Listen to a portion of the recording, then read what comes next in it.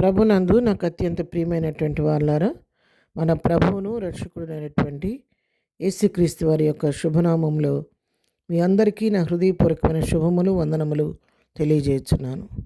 ఉదయకాల సమయంలో దేవుని వాక్యాన్ని ధ్యానం చేసుకుందాము. ఈరోజు వాక్య ధ్యానము కొరకు మనం తీసుకున్నటువంటి లేఖన భాగము లూకాసు వార్త 12వ అధ్యాయము 7వ వచనం చదువుకుందాం. మీ తల వెంట్రుకలన్నీ లెక్కింపబడి ఉన్నవి, భయపడకుడి, మీరు అనేకమైన పిచ్చుకల కంటే శ్రేష్ఠులు కారా. ఆమెన్. దేవుని నామునకు మహిమ కలుగును గాక. ఇక్కడ రాయబడినటువంటి మాటలు మనం గమనించినట్లయితే, మరి మన తలలో ఉన్నటువంటి వెంట్రుకలన్నీ కూడా లెక్కింపబడి ఉన్నామన్న సత్యాన్ని ఇక్కడ మనం చూస్తూ ఉన్నాం. మన తలలో ఎన్ని వెంట్రుకలు ఉన్నాయో మనకు తెలియదు. ఇప్పుడు నా తలలో ఎన్ని వెంట్రుకలను అడిగితే నేను చెప్పలేను, ఎందుకంటే నేను వాటిని లెక్కించలేను, నాకు తెలియదు వాటి లెక్క. కానీ నన్ను కన్న తల్లికి కూడా తెలియదు, కానీ నా సృష్టికర్త అయినటువంటి నా ప్రభువుకు నా తలలో ఉన్న వెంట్రుకలు లెక్క తెలుసు. నా ఒక్కదానియే కాదు, మనందరి యొక్క తల వెంట్రుకలు ఆయన లెక్కించి ఉంచాడంట. చూడండి ఎంత శ్రద్ధ వహించాడో దేవుడు మన పక్షంగా, ఎంత శ్రద్ధ నిలిపి మనల్ని కంటికి రెప్పలా కాపాడుతున్నాడో ఈ వాక్య భాగాన్ని బట్టి మనం అర్థం చేసుకోవచ్చు. మన తల వెంట్రుకలన్నీ లెక్కింపబడి ఉన్నాయంట. అందుకని అంటున్నాడు భక్తుడు ఇక్కడ, భయపడొద్దు, మీరు మీ తల వెంట్రుకలు కూడా లెక్కింపబడి ఉన్నాయి కాబట్టి దేనికి భయపడాల్సిన పని లేదు. ఆయన సెలవు లేకుండా ఒక వెంట్రుక నేరాలదంట, ఒక వెంట్రుక తెల్లగా నల్లగా కానీ కూడా మారదంట. మీరు అనేకమైన పిచ్చుకల కంటే శ్రేష్ఠులు కారా. ఇక్కడ మరొక మాట ప్రశ్నిస్తున్నాడు, మీరు అనేకమైనటువంటి పిచ్చుకల కంటే మీరు బహుశ్రేష్ఠులు. ఈ లోకంలో ఉన్నటువంటి పిచ్చుకలు అల్పమైన జీవులు, వాటికి మరి అవి పంటలు పండించవు, విత్తవు, కోయవు, కొట్లలో కూర్చుకొనవు. కానీ అటు ఆకాశ పక్షులను అల్పమైనటువంటి ఆ పిచ్చుకలను దేవుడు ఆశ్చర్యకరంగా పోషిస్తున్నాడు. మరి అంతకంటే శ్రేష్టమైనటువంటి మిమ్ములను తన స్వరూపములో తన పోలిక చొప్పున చేసుకున్న మిమ్ములను ఆయన పోషించడా. మీరు దేనికి భయపడవద్దు, ఎందుకంటే మీ వెంట్రుకలన్నీ కూడా లెక్కింపబడి ఉన్నవన్న సత్యాన్ని ఇక్కడ భక్తుడు మనకు తెలియచేస్తున్నాడు. మత్తయి సువార్త 10వ అధ్యాయం 30-31 వచనాల్లో కూడా చూస్తే అక్కడ కూడా మన తల వెంట్రుకలు లెక్కింపబడి ఉన్న సత్యాన్ని మనం అక్కడ చూస్తూ ఉంటాం.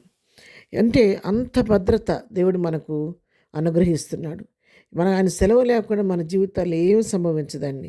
ప్రసంగి గ్రంథంలో రాయబడింది, ఆయన సెలవు లేక ఒక పూట భోజనం చేయుటకు ఎవరికి సాధ్యము. అవును, ఒక పూట భోజనం మనం చేయాలంటే కూడా ఆయన చిత్తం ఉండాలి. ఆయన చిత్తం లేకపోతే చక్కగా వండి పెట్టుకున్నటువంటి ఆహారాన్ని తినడానికి కూడా కొన్నిసార్లు మనకు అవకాశం దొరకదు. దేనికైనా దేవుని చిత్తం లేకుండా, ఆయన పర్మిషన్ లేకుండా మనం దేన్ని చేయలేము ఇక్కడ. ఎందుకంటే నీ మీద నా మీద ఆయన సర్వాధికారం కలిగి ఉన్నాడు. ఆయన సృష్టికర్త, మన సమస్త నిరిగిన దేవుడు. సృష్టికర్తకు సృష్టిలో ఉన్న లోపాలని తెలుసు, తన చేతి పని అనేటువంటి మన అవసరాన్ని కూడా తెలుసు.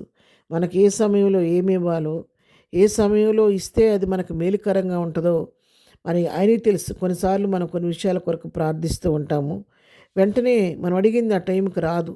రానప్పుడు దేవుడు నా ప్రార్థన వింటలేదు అని మనం అనుకుంటాం. కానీ వినకపోవటం కాదు, కానీ అది నువ్వు అడిగింది నీకు ఇవ్వటం వలన దానివల్ల నీకు కొంత ఏదో శోధన తర్వాత ఉందేమో, అందుకే దేవుడు దాని నుంచి తప్పించడానికి కొంత ఆలస్యం చేస్తుండొచ్చు.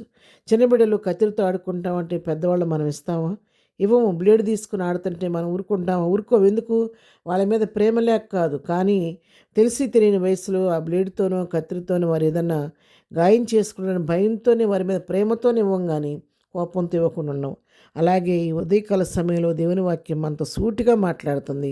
మన తల వెంట్రుకలన్నీ లెక్కించిన దేవుడు, మనల్ని ఎంతగానో కంటికి రెప్పలా కాపాడుతున్న దేవుడు మనతో ఉన్నాడు. పిచ్చుకల కంటే మీరు శ్రేష్ఠులని చెప్తున్నాడు.